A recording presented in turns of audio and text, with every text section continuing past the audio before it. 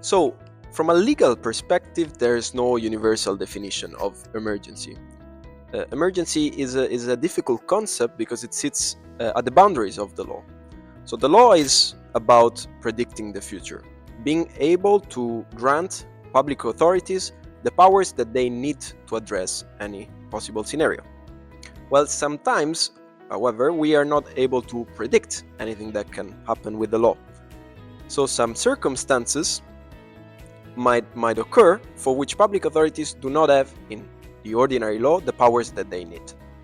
For those situations, ideally then, public authorities must either act outside the law or, and that's what happens normally in Europe, act within or according to a special legal framework that we call emergency law.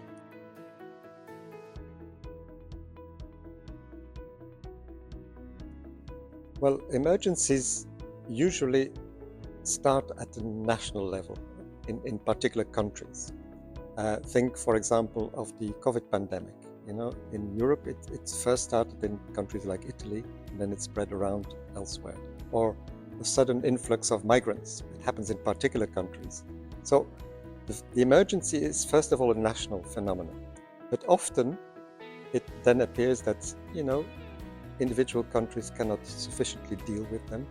And then people start saying, Europe must act. This is a common problem. We need a common European action to deal with this emergency. And then the institutional machinery of the European Union starts operating. Now, one of the problems there, one of the first problems, is that the European Union cannot do whatever it needs to do.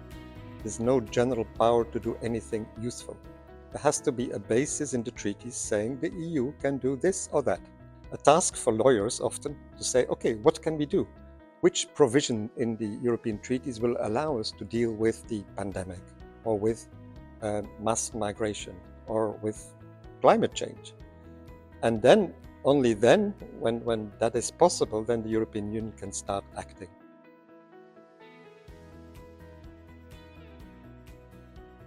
Normally we see when we try to analyze how the EU actually regulates and deals with crisis and emergency situations, that there's a strong focus on the institutions, how the institutions interact, the types of policy packages that are being adopted.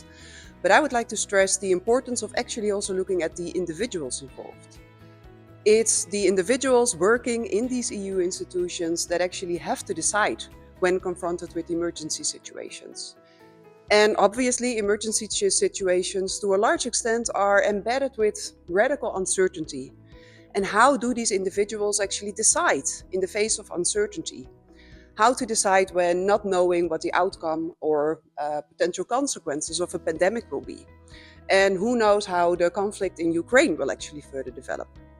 So we know from cognitive psychology that individuals, when having to decide in such uncertain situations, that they refer to heuristics, such as trust or affect.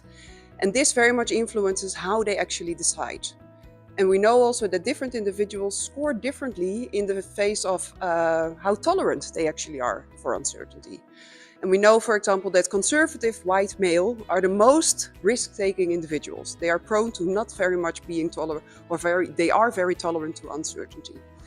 Knowing all of this, I think it is very crucial that we invest more time and energy in researching the role of individuals in how they actually respond to crisis and emergency situations.